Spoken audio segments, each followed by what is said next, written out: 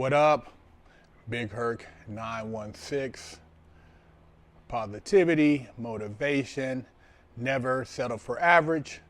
Represent and go pick you up some gear at bigherc916.com and wash your ass. Grab a bar of soap while you're at it to clean that booty hole. I get some really good ideas for videos from my viewers, and one viewer in particular shared some with me that I thought I would share with you guys to get your opinion on it, because I feel it had a lot of relevancy in what's being narrated right now in America, across the world, and on social media. And it says, yo, Big Herc, long-time subscriber to Big Herc 916 and fresh out. I was going to tag you on my last Instagram post, but I did on something I saw on Snapchat that made me upset, but didn't know how you would feel about people tagging you in a post. So instead, I would appreciate if you would check out my latest post on Instagram. I'm not trying to get anything out of you besides your point of view on something. I noticed that these tech companies like to promote rap and gangster lifestyle, especially when it comes to rapper snitching. And what I see is these young kids, mainly black or brown, being influenced by these algorithms that push all this negativity. That gives them that street mentality that ultimately lands them in prison and keeps the cycle of prison and killing in the streets going. And the worst part about it is that most of these tech companies are ran by these white liberals who say they support causes like Black Lives Matter or Dreamers from DACA that Obama started, only to at the same time promote all these gangster rap lifestyles to those same black and brown kids, then turn around and brainwash them into believing they have white privilege over them and actually making them believe it. I don't think no white person has power over me, my Raza, or the Africano brothers out there. I think we have more power than that, especially today. Just wanted to know your insight on it. My insight is that the same people that are selling you Black Lives Matter and DACA are the same people who are building these prisons. The same people who are promoting the victim mentality, the crime as long as it doesn't exceed $800. They are tricking these kids, bamboozling these young people into thinking that they really give a damn, because they're not letting you go to jail for stealing under $800. They're not letting you go to jail for stealing under $1,000.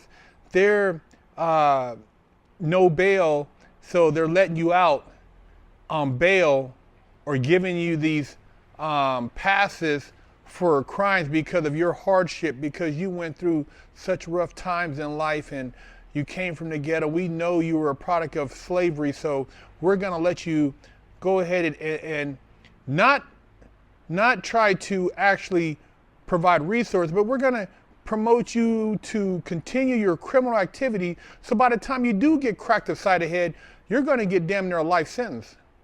It's a big setup, man. They're playing long game.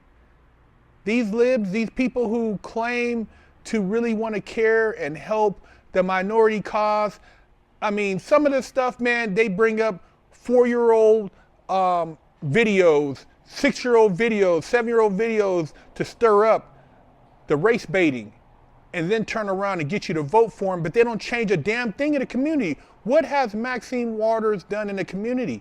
What has Black Lives Matter done in the community? What's changed? Do you see any community centers where you can go there and use free computers, access the internet, get code training, have you seen any implementation of the trades back into the schools and the black communities? UTI programs such as, these engineering programs or drafting programs, any of these graphic design programs or just anything of a higher intellect. Have you seen any of that since the George Floyd? Have you seen any of that pushed into the schools? They're going backwards when the country seemed to be moving in a decent direction. They want to go backwards and create more separation. They're pushing racism as though it's the same as it was during Malcolm X and Martin Luther King. How do you have this person who doesn't even have a black friend outside of the people that their nonprofit claim that they care about the black community, and they're the head of a chapter of the BLM? I'm all for the fact that, yeah, a black life does matter. Just like if I seen a little white kid, his life would matter. If I seen a Mexican kid or brown kid, his life would matter, because I'm not going to let anybody go through anything. But at the same time, the Black Lives Matter, I didn't see not one black man talking about strengthening the family unit or why a man and a woman should be the value system for the families across this country, which made the families during the times of civil rights and prior, what made them successful, why they're not endorsing that. They're not endorsing anything about the traditional family values. A lot of these women are saying that, you know, these guys are basically not worth the time. And then, you know, if you do have something going on, they get mad at you when you don't give them the time of day after the fact that you don't already accomplish what you struggle to get to. So there's a lot of undermining undertones going on in our society, and they have manipulated and basically invited the black woman to the table to use her to inadvertently destroy the black household. Because when you have a woman saying, I don't need a man, I can do it by myself, and blah, blah, blah, blah, blah, it's not the Mexican woman. It's not the Italian woman. It's not the German woman. It's the black woman. She's the one endorsing a lot of this outside of Chelsea Handler, who's miserable because, you know, she probably is mad she never experienced motherhood and have somebody to come over for holidays who cares about her birthdays and somebody who's interested in her life outside of these male booty calls. But it's predominantly black women are using, and nobody wants to speak out against a black woman. So you're seeing that whole just proliferation of using the black woman as a tool, because together, the black woman and the black man, the family unit is much stronger than saying, oh, yeah, I did it by, yeah, you did it by yourself, but it would have been better to have the male there too. And the gangster rap stuff, you know, you guys already know who runs all that, who pushes all that narrative. They're not endorsing music that's talking about family values, of anything of an educational nature. They still pushing Tekashi. You know, they don't have no problem endorsing his snitch and buster ass. And these are the people who scream they care about our rights when it's a white cop involved, but when it's black on black crime, they're quiet as a church mouse. They ain't got nothing to say because they're actually agents. Some of them know it, some of them don't know it, but a lot of them know it. And man, they use that position well. Buying mansions, balling, Maybachs, Bentleys, whatever you want to call it, they doing their thing, man. But these people don't really care. They're not changing anything. And it starts with the kids. When you let a kid, these are gateway crimes. When these kids keep thinking they can get away with something, it leads to bigger crimes. Now your first case is attempted murder, a robbery, something that you're not gonna just walk away from. And if you do walk away from it and you think that, oh man, that wasn't that bad, you're creating career criminals.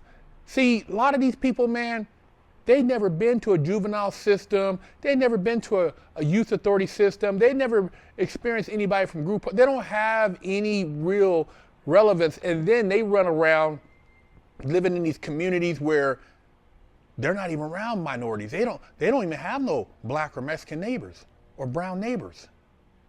These people are a joke, man. But that's what you're dealing with. So this viewer was right on point in what they're saying. Yeah, these are the same people who act like they care and they run all these narratives and they're head of all these organizations, but they wouldn't let you sit at their dinner table. Ask one of your friends who's the head of a BLM and they're not black. See if they'll invite you over. See how they feel if your brown son or brown daughter or brown black son dates their white daughter. See what they say then. A lot of these people ain't ever even kicked it with a black person.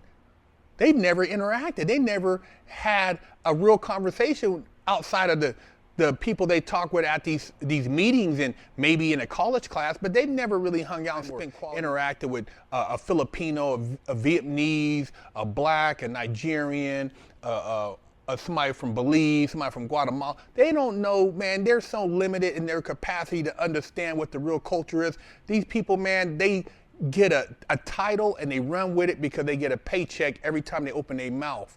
They full of shit. So that's my opinion, man. I think these people know exactly what they're doing. They're using the black platform, black women in particular, and they're setting them all up for a failure, because I can tell you right now, don't nobody want to be old and lonely and know that their kid went through something that they didn't have to go through because they said that they didn't need a dad. They didn't need a father figure. You know, he ain't shit. He could be more than shit. Obviously, you laid up with him. You don't want to try to interact with him and figure out what his problems, his true problems are. All you do is yell across a microphone and you don't want to sit at a real table to find out how you could fix the problem because you really don't care. I'm telling you, all of the organizations are full of shit. They were there to get your vote, and they're going to try to get your vote again for the upcoming election. So, hey man, just a little game, just some realness. And like I said, I've been through every aspect of the system. I've talked to a lot of cultures, hung out with a lot of different people, man. Most of these people, man, they wouldn't know how to actually communicate with somebody outside of their I don't even want to use race, skin tone, whatever you want to call it, if they had to, man, because they don't care.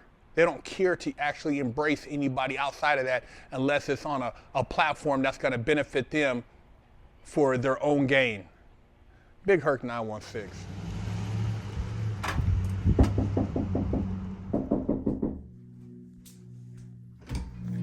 Hello, my name is Big Herc 916, and I'm with the Wash Your Ass Committee, and I'm traveling across America helping people wash their ass and get their booty holes clean.